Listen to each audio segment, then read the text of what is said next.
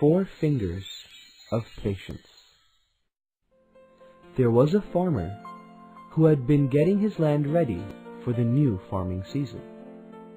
There was a shortage of water, so he decided to dig a new well. He started digging, and even though he dug deep into the earth, he was unsuccessful in finding water. He soon lost patience.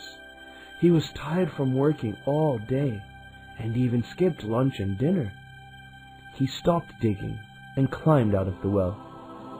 He walked back home in the dark night without any success. Just near the well was a large piece of wood, 5 hands long. One night, a man was passing by the well. It was dark, and so he accidentally kicked the wood. It hurt his foot very much. He became very angry.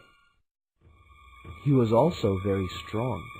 He picked up the long piece of wood and threw it down into the well. The wood hit the ground so hard, it dug 4 fingers deep into the ground. And guess what? Water sprouted forth. The wood had dug into an underground river. The well soon filled up with water, and people from all around the village used that water. The 4-inch curtain was broken. Never lose patience. The final piece of earth shall be broken. Have patience while studying and doing satsang.